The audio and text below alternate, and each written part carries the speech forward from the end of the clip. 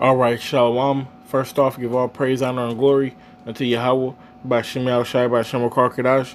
Double honors to the apostles and the elders of GMS. Salutes and honors to the elect, all the brothers across the four corners who are enduring in truth and in sincerity, and the women and children who follow. So, as you can see, this particular lesson is about how the Lord has not forsaken his people. Okay, and we know there are multiple examples in the scriptures on how basically we were set to be destroyed. We were about to come to naught, and the Lord didn't allow that. Okay, of course, this week is the Purim. So with that being this week, I wanted to I wanted to just give that example, of course. And this is actually a picture right here. It's a Russian icon of Esther. So, that proves, you know what I'm saying, that's just another proof of who we are, and, who we've always been. But, just like I said, there's many examples of when they tried to come for us, and which is relevant this week because the Purim, and they cast lots for our people. Okay, you had the guy Haman who was upset by Mordecai not bowing to him, and he just said, okay, well, we're about to just knock off everybody. All right, and they cast lots for it to happen on a certain day. And, of course, I know you brothers know the story. If not, definitely go read Esther. But, we were able to overcome that. You also have, when we were in Egypt, when we were in slavery in Egypt, they tried to take us out. But Yahweh Shem Shai, they had our back. The Lord in particular, Most High in particular, which Yahweh Shai was a part of it, but he had our back. You know what I'm saying?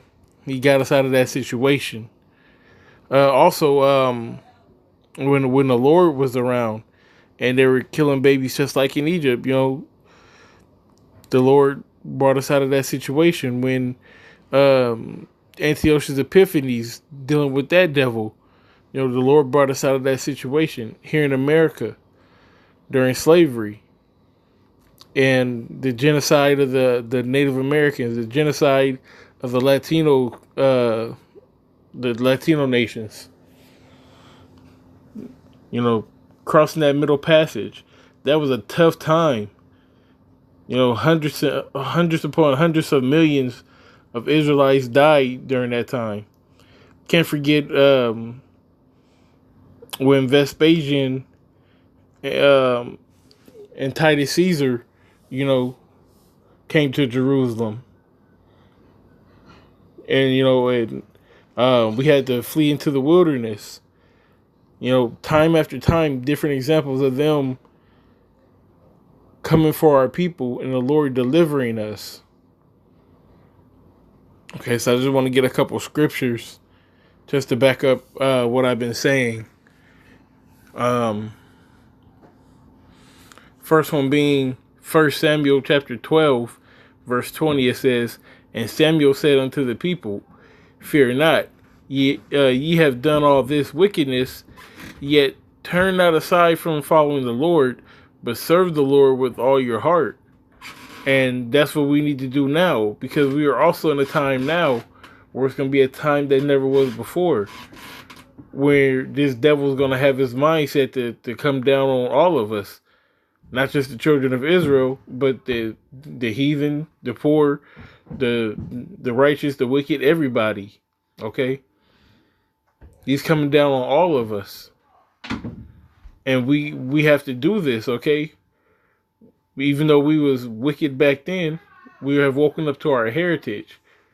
Okay? We are a new man, put on the new garments, which if you're going to be saved, you have a clean slate, so to speak.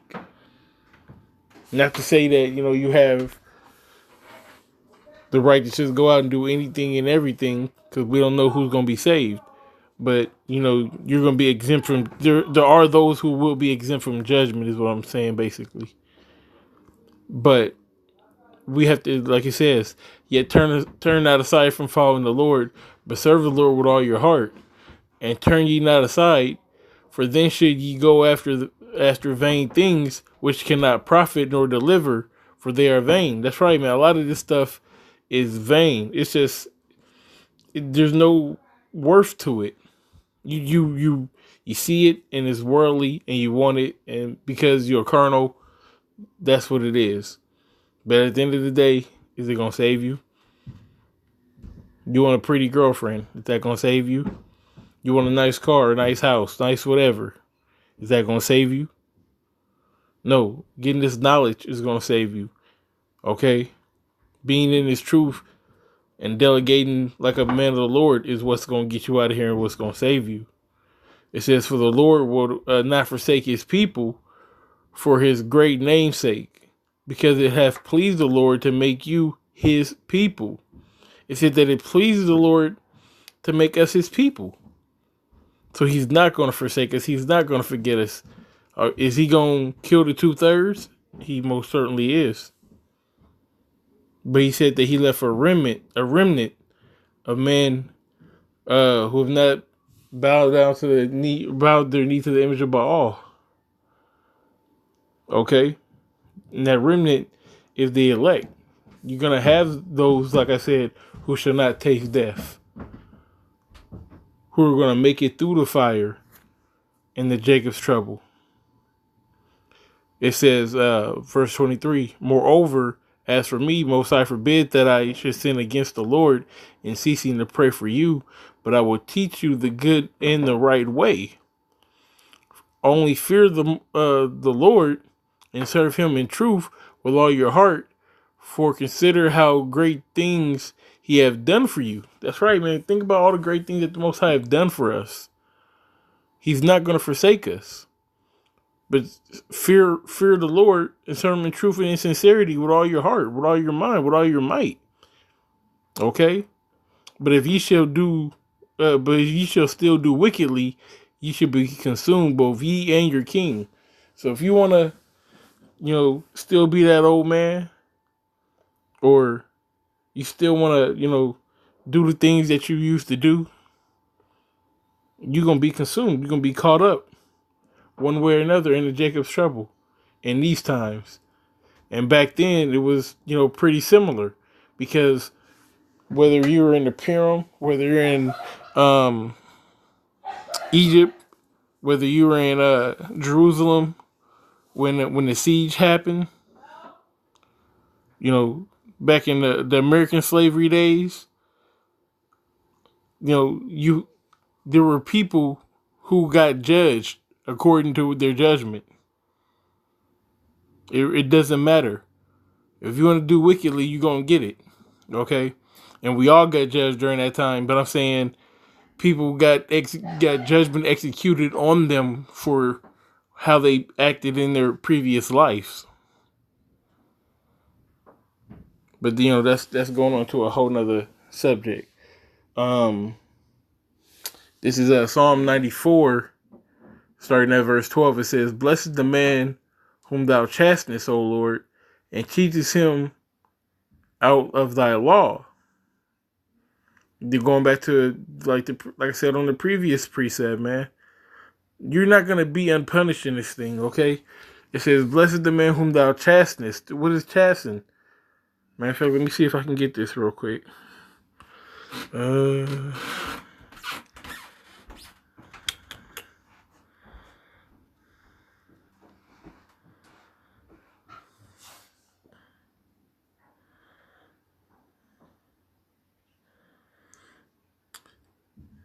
All right, so this is the Hebrew word yachar. It says to chasten, to discipline, to instruct, to admonish, to chasten, admonish, to instruct, to discipline. All right, that's to correct, to discipline, to correct. That's what it's about, to teach. All right, I gotta whoop your ass to teach you not to do this. I gotta, you gotta learn. It's like learning the hard way. That's the best way I could put it.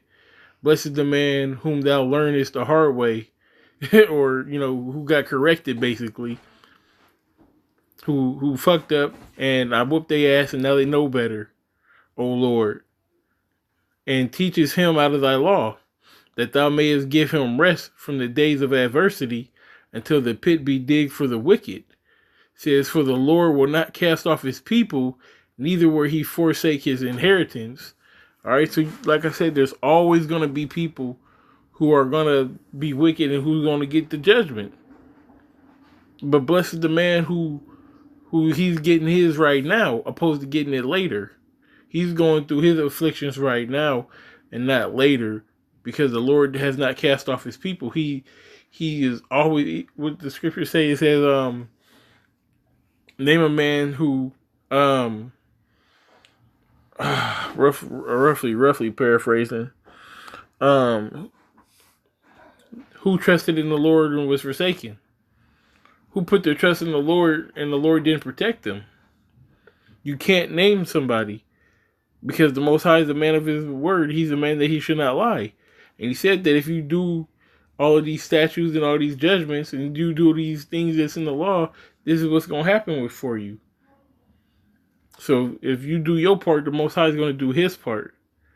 Okay, and there's one last, I can't even say scripture. It's, really the whole chapter is fire. But it's just, I want to read from 2 Maccabees, the 6th chapter. The whole chapter is fire. I'm not going to read the whole chapter. I'm going to stop at about verse 16 or so. But it's a great example. Okay, it's actually one that I did I mention the Maccabees? But either way it goes, that's a prime example of when they were trying to take us out.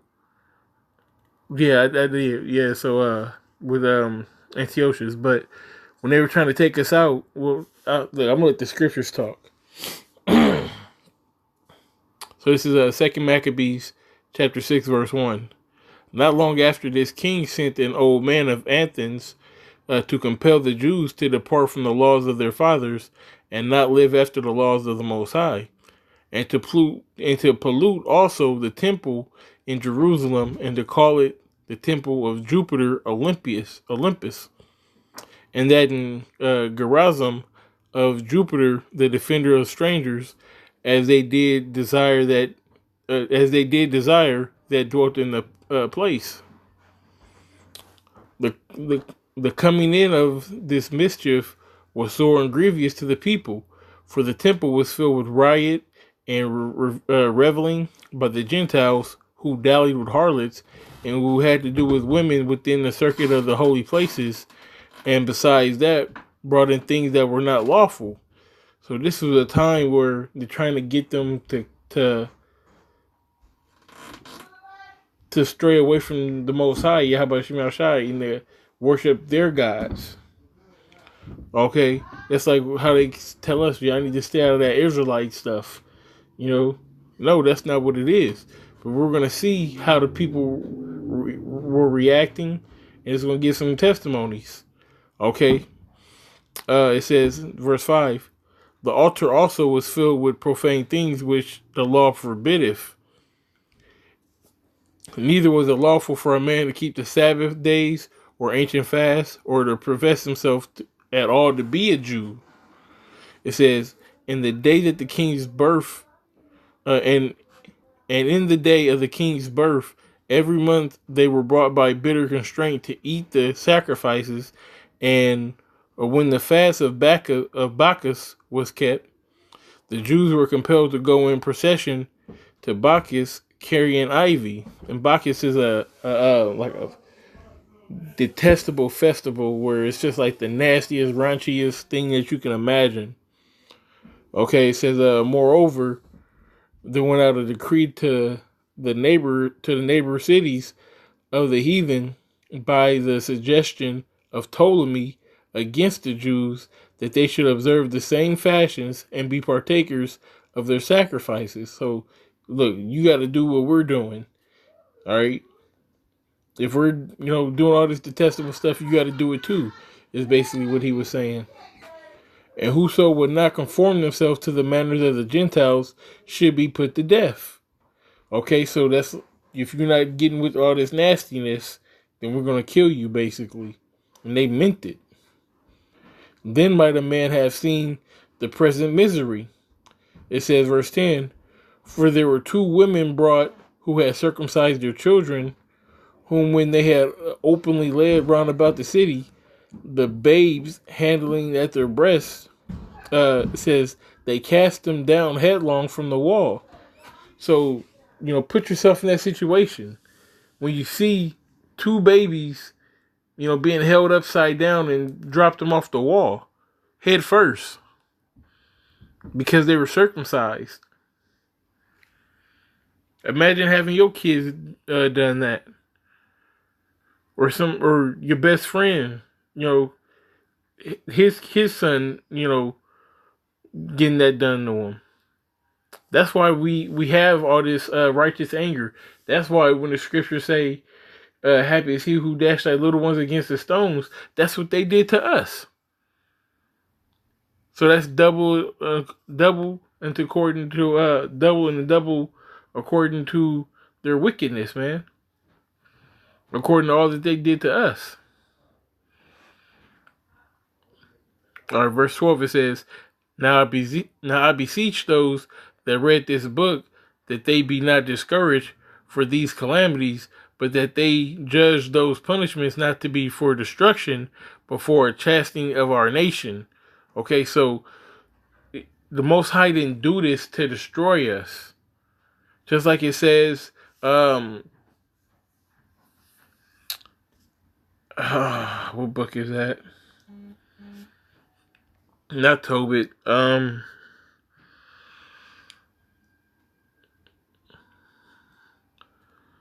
Jeez. This is gonna kill me. Yeah,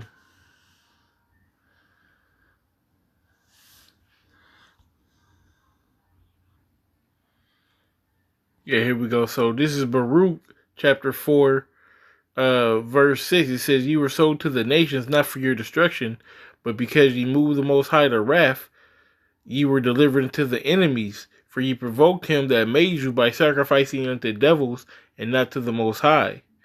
So, that's pretty much what that situation it was as well. Okay, so the Most High didn't do it for our destruction. He did it as a punishment because we were going off.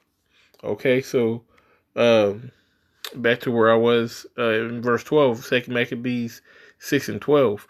Now I beseech those that read this book, that they not be discouraged for these calamities, but that they judge those punishments not to be for destruction, but for a chastening of our nation.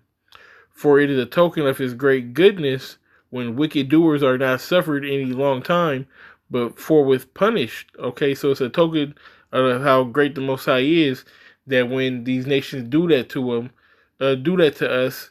that they get theirs quickly, basically.